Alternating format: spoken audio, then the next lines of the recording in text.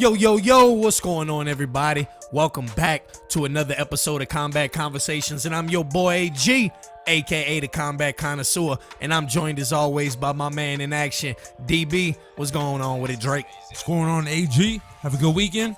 I did have a good weekend. Did you have a good weekend? I had a fantastic week. I guess you want to flip the coin. Go ahead and tell who had the better weekend. Colby Covington. I was talking about out of me and you.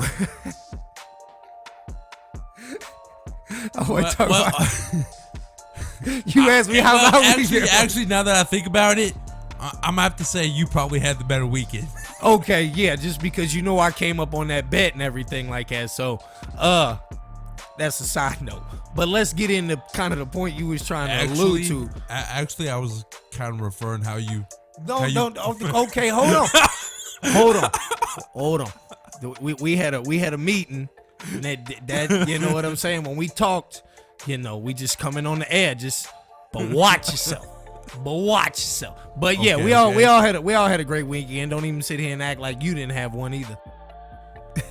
So we all did. But yesterday, banging UFC 272, we had Colby Covington versus Masvidal, aka Street Jesus. Now, was the BMF belt on the line? No. It wasn't. You didn't get no confirmation about whether or not it was on. No. So, because do you think it was good enough to warrant a BMF belt? No. I mean, Colby Covington. I think it's all about bro, the this mouth. ain't boxing. We ain't doing these 800 different belts. Like, bro, this ain't boxing. It was a nice little thing between him and Nate. But bro, no, we ain't. We So dropping the BMF. We letting that be, putting that to let rest. It be, All right, the rest. Okay, so basically what we had. Do you think that fight lived up to the hype that was obviously leading into it? No, it didn't. That's kind of why I asked early just now. I mean, usually we kind of lead into things like that, but I kind of wanted to get it off early because we all been feeling that vibe. That's kind of like it didn't leave us satisfied. I guess because we wanted to see some dominant, punches and striking, and I don't think we saw that. We saw Colby Covington's ground game take over. The way it was hyped up, I guess, and I could be way off, but I think it was kind of used to draw in, casuals, promote the fight, sell the fight, whatever, but nah, I didn't think it was going to be close. Covington, he's the better all-around fighter, better wrestling, better grappling. Mm-hmm. His striking is not that bad. He went toe-to-toe with Kamaru Usman. Like, no, bro, it wasn't even going to be close. So what's Street Jesus's strengths? Would that be striking? Yeah. Not striking. His ground game. So we know, again, we've talked about it before, you got to try to attack. And his cardio ain't that good. You got to try to attack by his the end of the weaknesses. second round, bro, he looked gassed. I think that, it was very noticeable. We both noticed that he was gassed out. So I'm thinking, just like you saying, attack the weakness of the other one. So Colby Covington essentially went to the ground game. He was in control most of the fight. I think that's why essentially we are hearing that it just didn't live up to the hype that it was built. It didn't live up to it. I enjoyed it. Was that worth $75? No. We talk about it with boxing all the time. No. Should Dana charge $75 for every pay-per-view?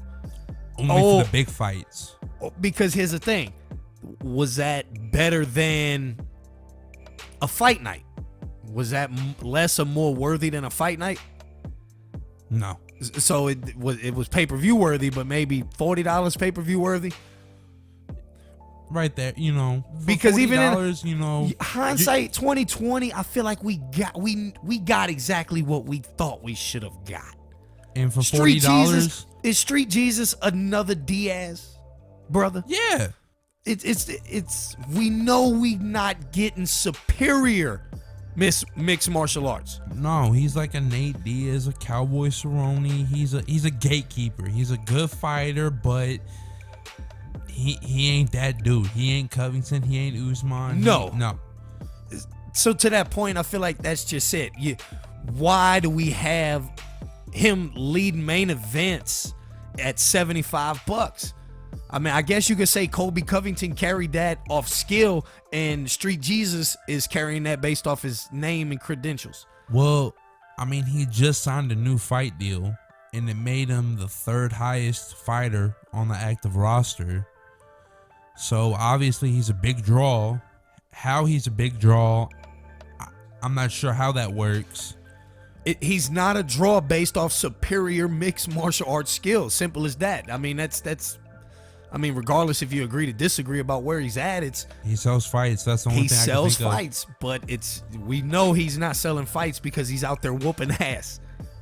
He just got good mic skills. That's it, and he's got an aura about him that people want to see.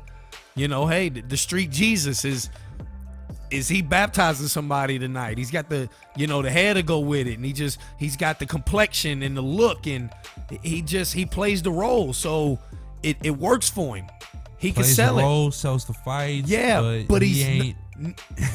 He ain't whipping. He's not out here whipping people's ass night in and night out. No, and where does he go from there? Is he gonna headline another one after an L? No, Street Jesus belongs on the undercard. He's like a tier or the first 2 type fighter. He can help pull a pay-per-view fight, but he's got to stop. He's got to get out of the ring with Colby Covington. He's got to get out of the ring with Usman's.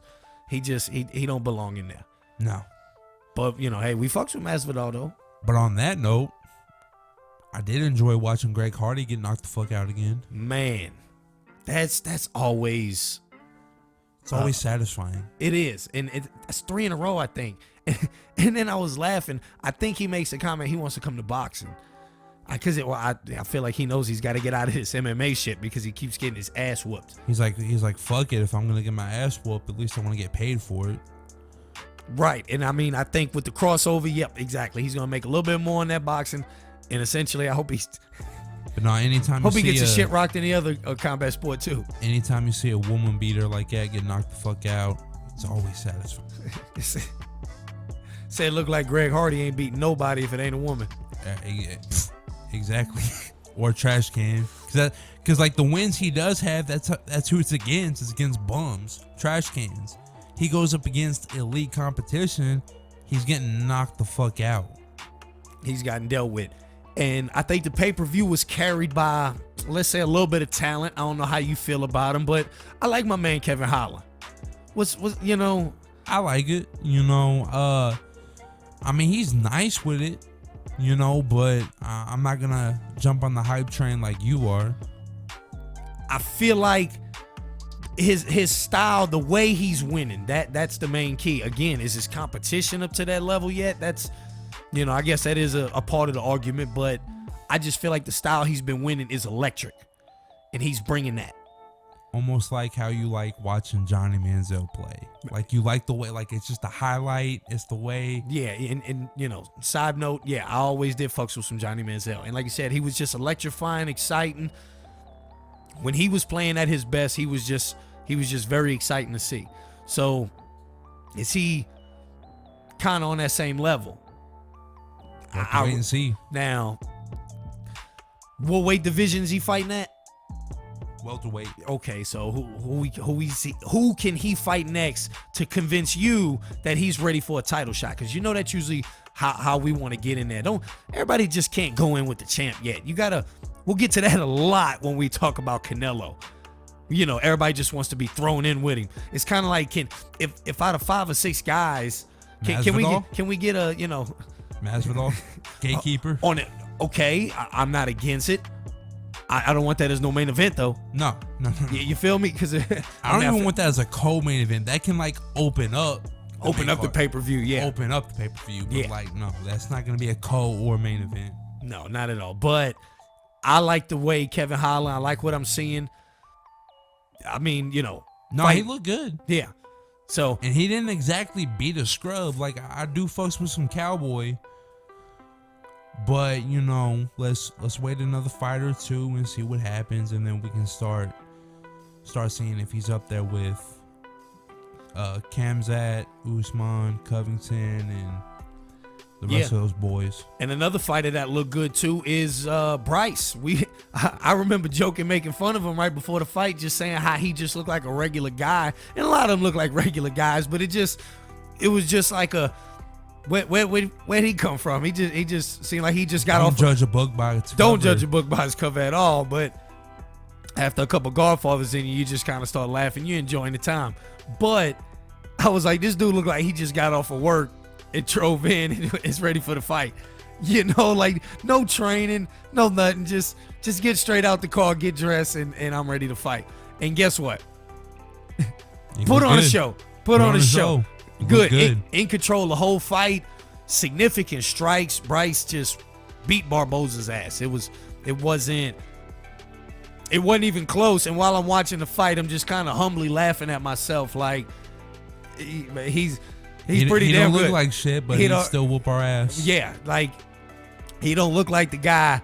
He looks just like the guy who pulled up in the parking lot, but he fights and actually perform like somebody who just got out the gym. Yeah. So UFC, very good weekend. Again, we gonna start, I guess, to put it in that Italian mafia way, we're gonna start busting Dana White's balls about putting on these $75 pay-per-views, about whether or not it was really worthy of that. Again, yeah, we wanted to see Street Jesus and Colby Covington, but did we want to fork up $75 to see it? No. We always bitching about that in boxing.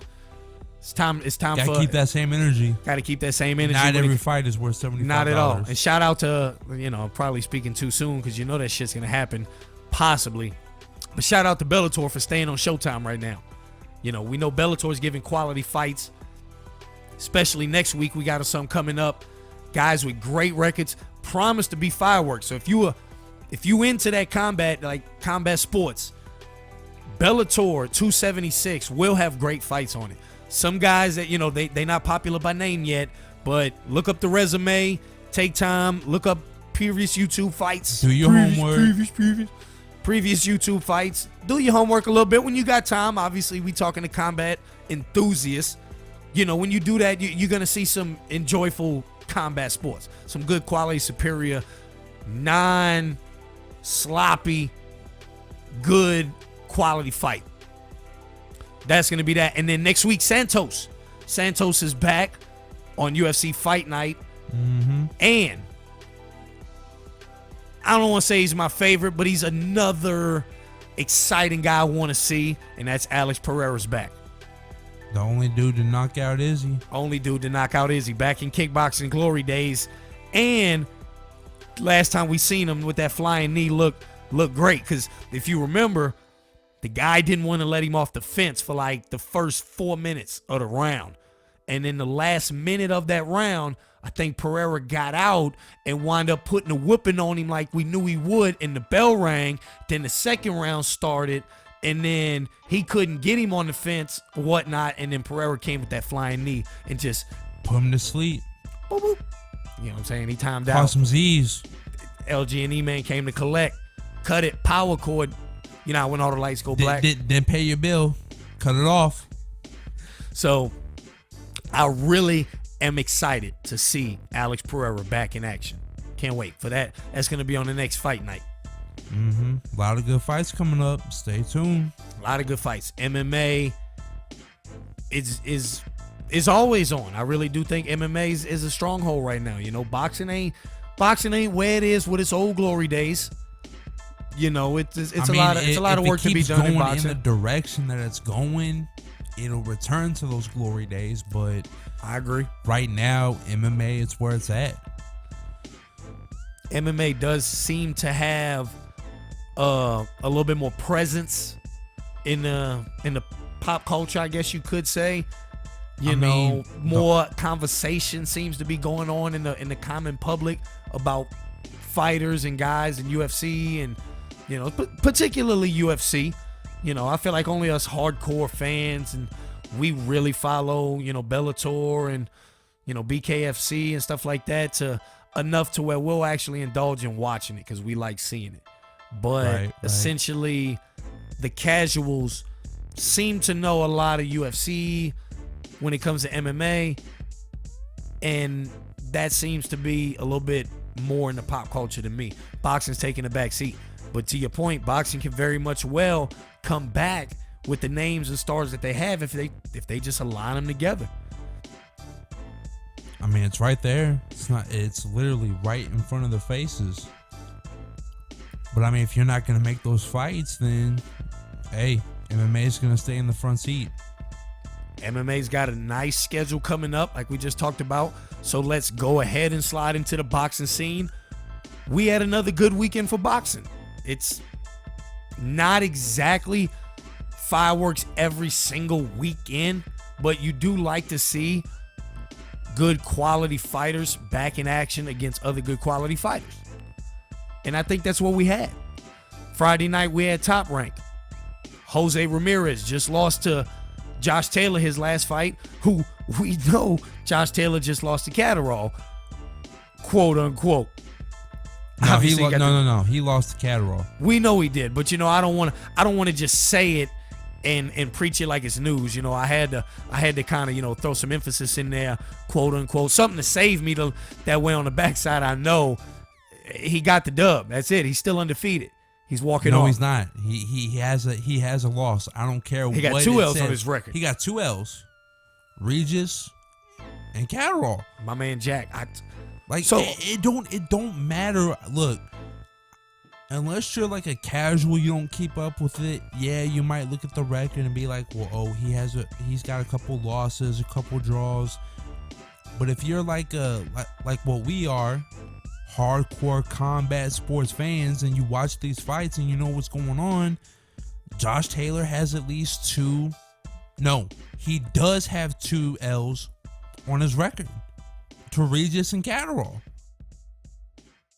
I told you something just didn't sit right with me. I don't know what it was. And again, I'm not even going to sit here and take credit and say that I told y'all Catterall was going to do that. But something, again, I felt there was an aura about Catterall, just like Kambosos. Not saying that what they did was match similarly.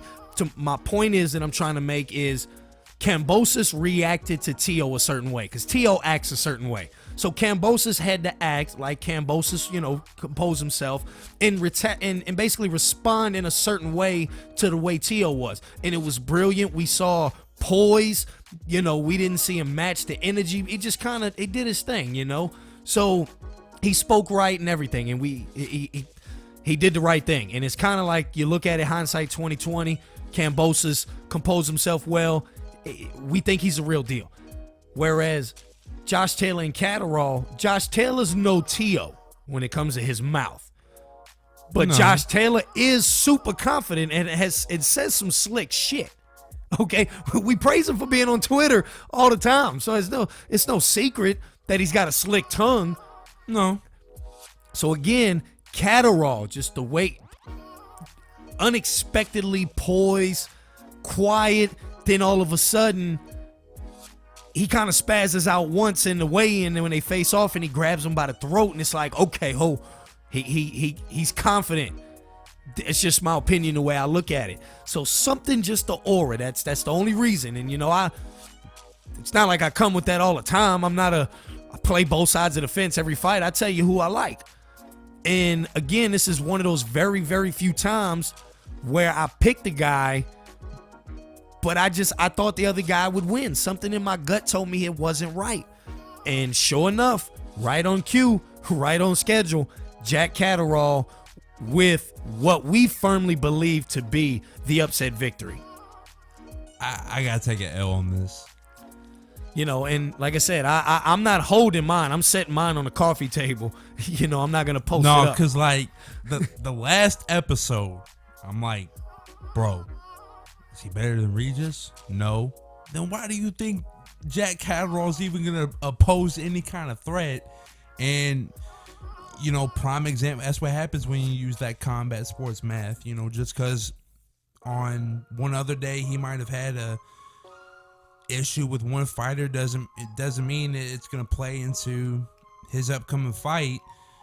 Catterall won that fight. No doubt. Catterall won that fight.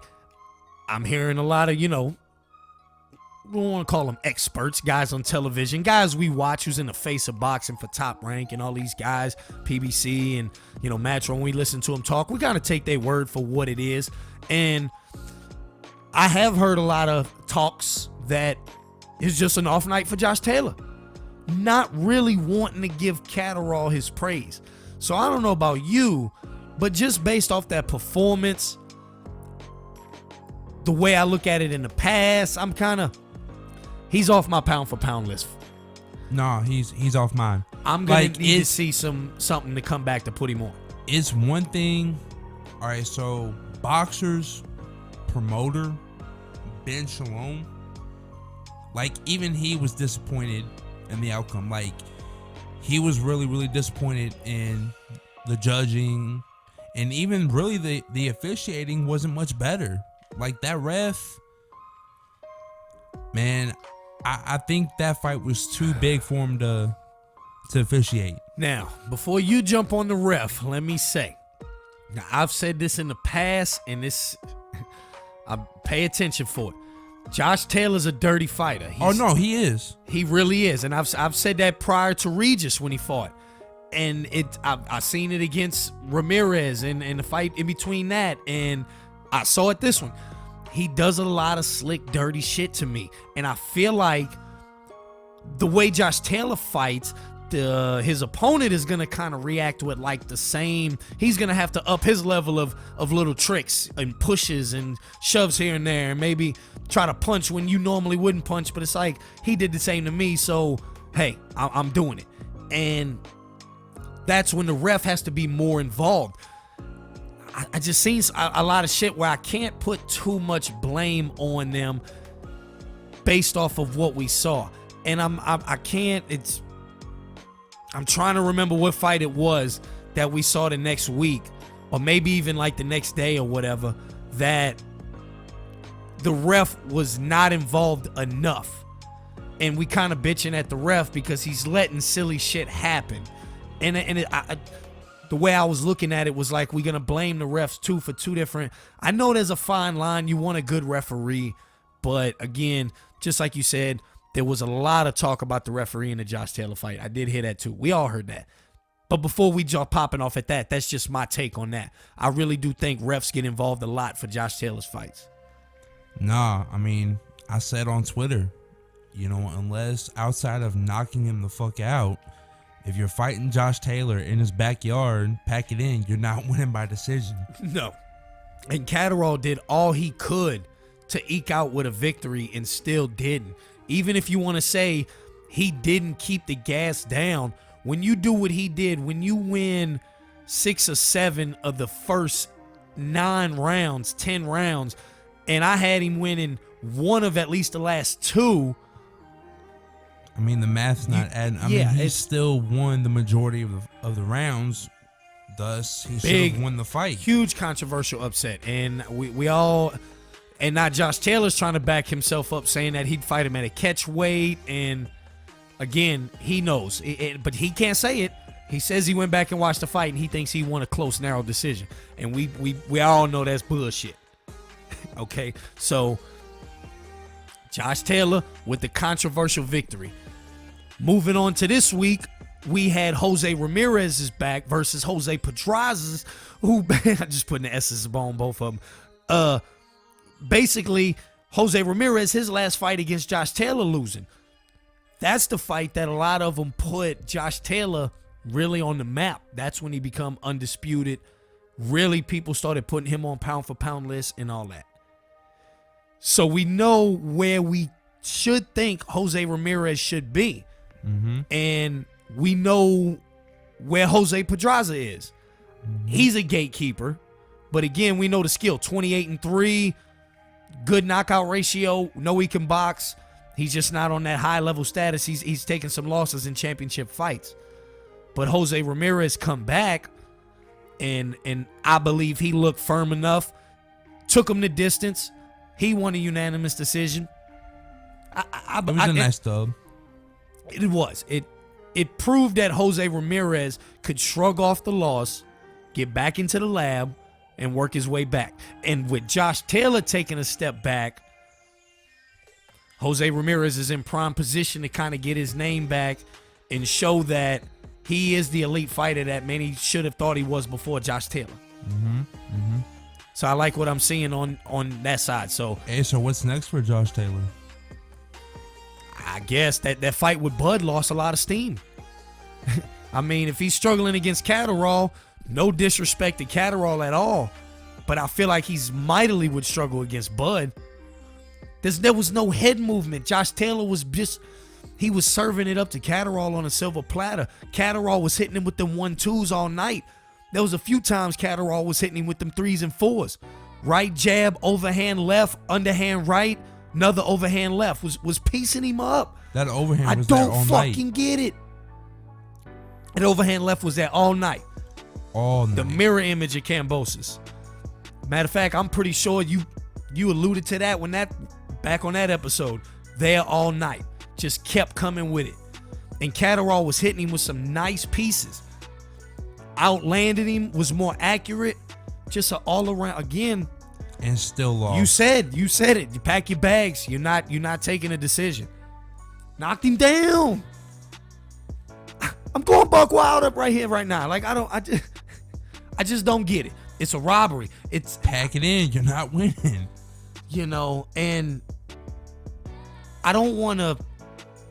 I still respect Josh Taylor. I don't hate him like I would Valdez, the way he got his robbery. But the reason why I've alluded to on previous episodes why that gets to me is because of the whole drug testing and the help from the sanctioning bodies. It's just that don't sit well with me in total. But in this case, can't be mad at Josh Taylor for being blessed a victory, and that's it. It's like you said, it's in his backyard. Unless you get the knockout, pack your bags and go home. But it was a robbery of all sorts. Oh yeah, I mean, this is another thing that hurts the sport. We're talking about fights not get made, but then you have shit like this going on. Hearing mad backlash, all over social media, seeing from everybody, fans, fighters, promoters, like it's really bad. Seeing tweets being retweeted thousands of times that boxing is trash. Like, and I get it. They watched it to understand that boxing is trash. And you don't care if somebody thinks it's trash as long as they buying the product and watching it. But hey, you're definitely probably not going to, when that tweet reaches eyes, you're probably not going to get new people to want to watch boxing. No. So shit like that has got to be fixed. It just can't continue when you have these robberies. So shout out to Jack Catterall for winning a fight that many people thought he had no shot of winning. It's like, nah, if I'm him, I'm taking that as a win always. And I really do feel for him because that's millions literally being snatched from him. I mean, you gotta think he should have woke up the next day as the undisputed 140-pound champ. Millions just snatched from him, just like that. I just tried to tell you that Jack Catterall had a little something about him, and that's, I'm glad that gut feeling came to fruition, because I don't like feeling them gut feelings, but sometimes when I get them, I just know something ain't sitting right, and I really feel like Jack Catterall put on a performance like not many seen coming, but I really felt that, it's not as a surprise to me. My jaw's not dropped like what happened to Josh Taylor. I just felt it could happen. So shout out to Jack Catterall. And Matchroom with delivering yet another banger. My man Chocolatito was back in action. Former very high top pound for pound fighter until he ran into Estrada, who's another great fighter, who he was supposed to be having a trilogy fight with, who come down with COVID. Don't get me started on this COVID shit. But anyway, caught COVID, and they had to have a replacement. Now, as far as replacements go, you know how that shit goes when it comes to replacements. Like, usually more often than not, the replacement is not as satisfying as the main, like whoever the initial guy was. It just never usually is. But in this instance, again, I will say that, Martinez was no Estrada, But essentially, the Martinez being a replacement was like wow, okay, he might actually could get Chocolatito. Like, it's the best possible outcome that could have happened in terms of finding a replacement. Most definitely, yeah. It's you couldn't have found a better replacement at that short notice in time and anything like that. But with that being said, Chocolatito, being the vastly experienced fighter, put on a clinic, put Martinez in his place. Basically, first round. I gave Martinez the first round. And one could argue that Chocolatito won that one because he started in round one doing his thing, which I'm about to explain. But Martinez was a little bit more active, and he too was landing shots. Let's not get it twisted and think that Martinez wasn't landing his shots, because he most definitely was. But Chocolatito, he was landing shots that did more damage. Chocolatito's shots initially from the get-go in first round didn't throw as many punches because, like I said, he started methodically building up. But those punches that Chocolatito was delivering to Martinez had that head whipping back, snapping, jabs, body shots. You could see the hips kind of flex in. Then he would hit him with that counter right, and you could see the damage being done with every punch that Chocolatito was delivering. And Martinez wasn't going anywhere. Like a gnat at a barbecue, just bugging the fuck out you. Right when you thought that Chocolatito was about to land that combo that's going to put somebody down, he just kept coming back. Never, didn't really go nowhere. And I even tweeted during the fight, shortly after, I believe, right around the last rounds, when you realize this is going to go the distance, was if Khan has the worst chin in boxing, Martinez may have the best. I heard talks of the fight should have been stopped because of the damage he was taking. Chocolatito just basically turned back the hands of time. So do you like him moving forward? You think he's going to have a resurgence, or do you think it's a... I mean, no, but just his last couple days. His last couple fights, last couple years in the game, I'm hoping that he just does fight quality competition like that. As much as he dominated Martinez proved why he was a formidable replacement. I will give him that. It was a great fight. It was a great fight. Like I said earlier, Martinez did his thing. It was like the best possible outcome that you could have gotten when you're getting a replacement fighter. Best possible replacement, and obviously not the best possible outcome, because essentially would be a Andy Ruiz situation. Right. You get that point. But essentially, the point I'm getting at is that even though Martinez lost the way he did, at the same time, you could say, yes, he is still a great fighter, but yet Chocolatito just essentially proved why he is one of the greatest. And there's no doubt about it. Chocolatito is one of the greatest fighters. Like, he's still a good name to have on the resume. A great name, and not many have him on the resume. Just Estrada, and he's got one more loss. But exactly to that point, Chocolatito turned back the hands of time and delivered in a great card. Been waiting for that fight for a while. Been anxious. So is P. Diddy still the pound for pound best promoter in the game? Yeah, because he gets it done on both sides of the fence to me. He gets it done with star fights, and he gets it done with non-star fights. So point I'm trying to get at is, we talked about a great weekend we had. Let's go ahead and get into what's upcoming. Matchroom has a card next week. No names on the card. No real names. Wood versus Conlon. 25-2 versus 16-0. Don't really have no names on it, but because it's the zone, it's going to be a banger. Since it's essentially Matchroom, with the zone, I really feel like you're going to get quality boxing. You will. You're going to get to see some sweet science. You're going to get to see some brawn burners. You'll see some women's boxing, which is always entertaining. We know that P. Diddy, Eddie Hearn, does deliver. Now, sometimes with the star fights, he's in the mix with all the rest of them with the big three and be saying some shit sometimes. And I don't know if you saw the tweet that DAZN came out with, the way Eddie Hearn and Canelo was acting in the ring. You know, like they in a relationship and stuff. I mean, they hugging and kind of, you know, cutting up and stuff and just looking like teenage love. But that's Eddie Hearn for you.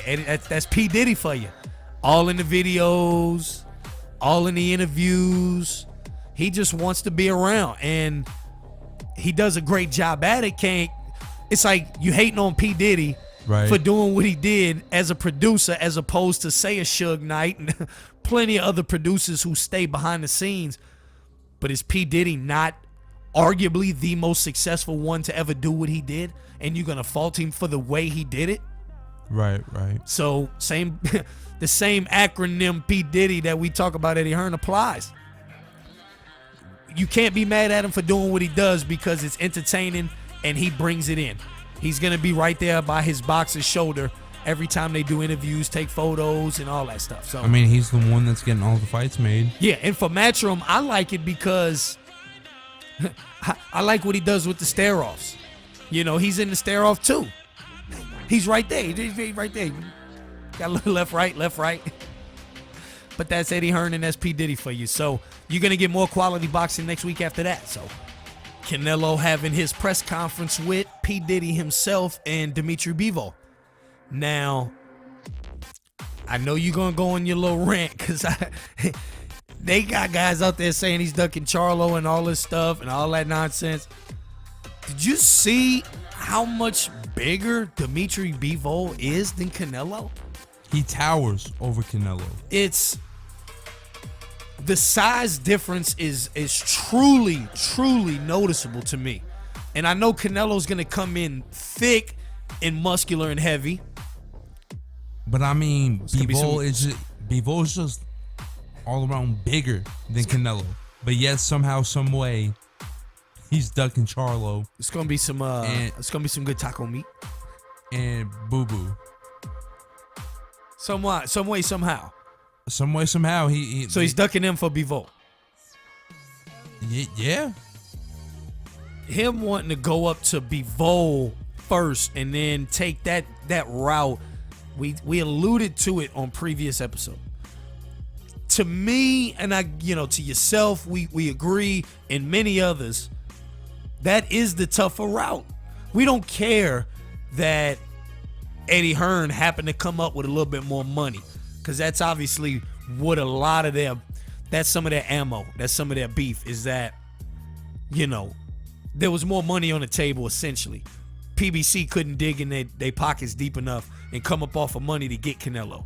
So that's why ultimately he chose the more money route. But even if that is true, I guess, which, we don't believe it to be true, but regardless for the reasons, Bivol and Triple G to me poses a tougher test and a bigger threat than Charlo Benavidez. Now, like I said on past episodes, like when you look at both offers from PBC and Matchroom, really, I know you just said, you think Triple G and Bivol's much tougher than Charlo or Benavidez. Yeah, and Charlo too. Yeah, my bad. Godfather moment. But really, there's only one fight to make from each offer. Benavidez from PBC, Bivol from Matchroom. And I would think Bivol is the much tougher fight, even though we would like to see him against Benavidez. Benavidez, he's come forward, flat-footed, no defense really. I feel like the first couple rounds would be tough, but eventually Canelo would just pull away and get another dub. Whereas Bivol poses more of a challenge to Canelo than he would. Styles make fights, and like you alluded to, Benavidez, I think Charlo's vastly overrated. I don't believe Charlo could pose a serious threat to Canelo. If he fights him in the next coming years and proves him wrong, it is what it is. And, that's what we want to see. There's no, that's why we talk about it all the time. We open-minded. We just want to hear what you have. So, in my opinion, Charlo doesn't pose no real serious threat to Canelo. I just don't, regardless if he takes it serious or you got to put that in the equation. For whatever reasons, I don't feel Charlo's beating Canelo. Well, and people bitch about Canelo not fighting anyone, but who has Charlo fought to warrant a fight against Canelo?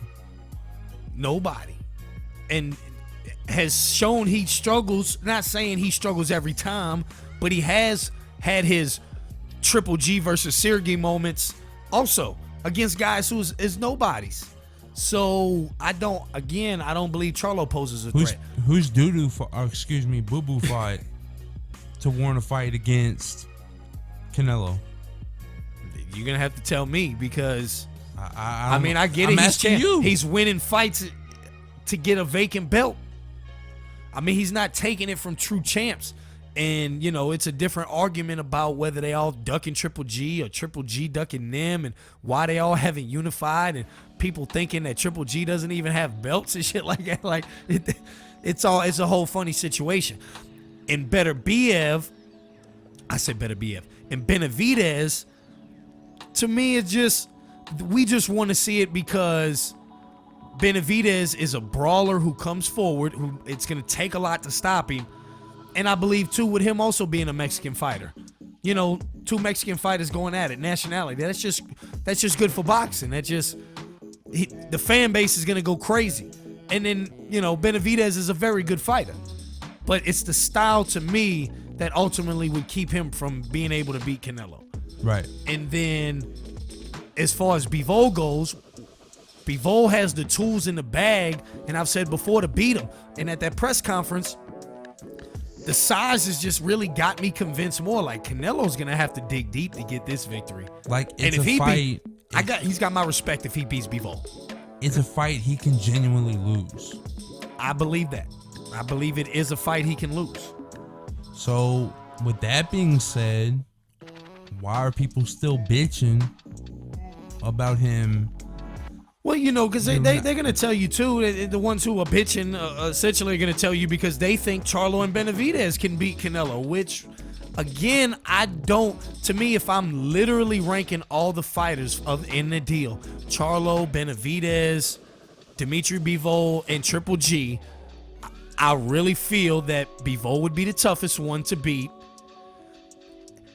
I still like some Triple G. I think he's got gas in the tank. We know his style's going to give him trouble because arguably he won the first fight, arguably won the second fight. But now the only question mark by Triple G is his age. That's it. He doesn't have any other question marks besides his age getting up there. And if he can still bring it, we all can't wait to see how he performs April 9th against Murata, another champ. He struggles against Murata.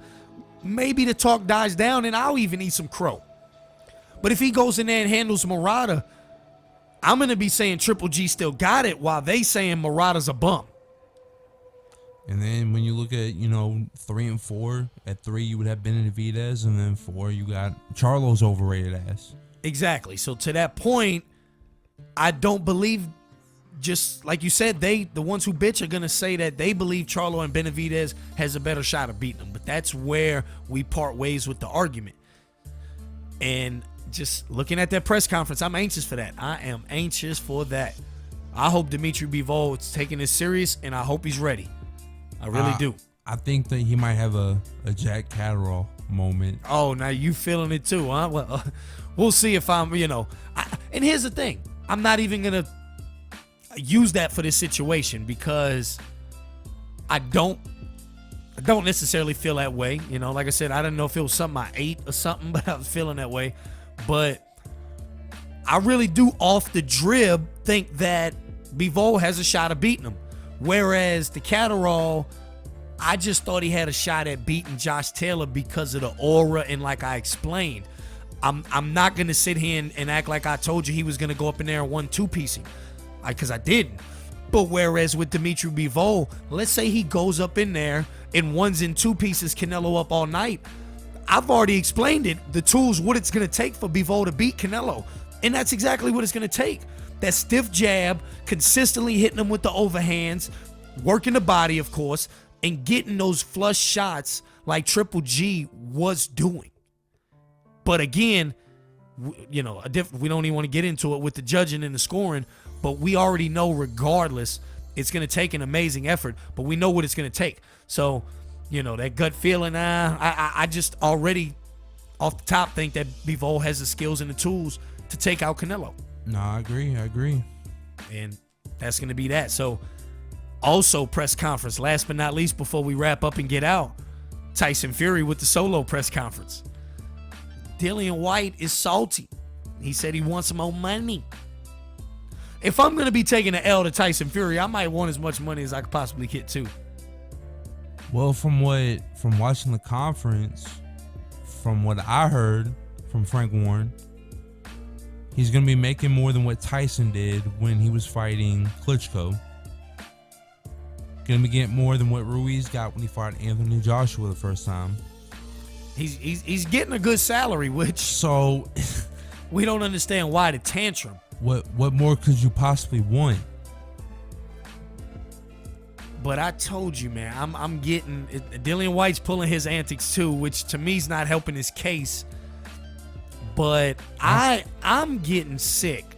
I know you get Tyson Fury going back and forth with all this, and he was calling him Brett Favre. He was on Max on Boxing, and again he's alluding to the retiring thing, and it's not worth it. He's why not go out on top?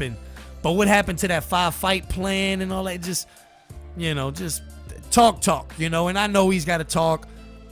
We all know he's got a mouth on him, and he's an entertainer, but too much back and forth is kind of making me like. Maybe I do hope Dillian White pulls off the upset, but it ain't gonna happen. No, I don't think it's gonna happen. But Dillian White, do you feel that he has a better chance than Deontay Wilder did? Yeah, I do.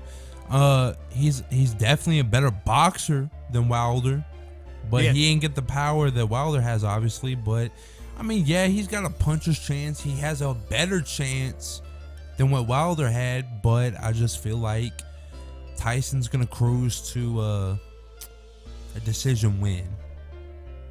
Unanimous. No knockout? No knockout. Now, Tyson Fury predicts knockout within 6. Said it. Heard it. Television. Live. I mean, he said he was gonna knock Wilder out in the 3rd round. When he was doing the build up for the 2nd fight. Okay. So, I mean, he tried. So, came close. When you're around 2, 3, 4, 5, 6 rounds off, but still get the knockout. I mean, I'm not gonna complain if he gets the knockout. I'm just trying to be realistic. Yeah, but that's a fight that we cannot wait for. April 23rd on that. Tyson Fury taking on Dillian White at Wimbledon. 100,000. Say that again. Wembley. Wimbledon's the tennis. Shout out to Roger Federer. Godfather moment. Big time Godfather moment. But that's a fight that's coming up. We are going to have a lot in store over the next couple weeks coming up with Combat Conversations, because MMA world and boxing is heating up. And once March starts pushing through, when we start getting to that April schedule going into May, once again, we are going to be fire after fire. So plans are canceled. Plans, any other plans are canceled. New plans have came in and have set themselves. That's it. They cemented in stone. Full schedule coming up. So, as always, we want to thank you all for listening. We appreciate it. Facebook, look us up, Combat Conversations.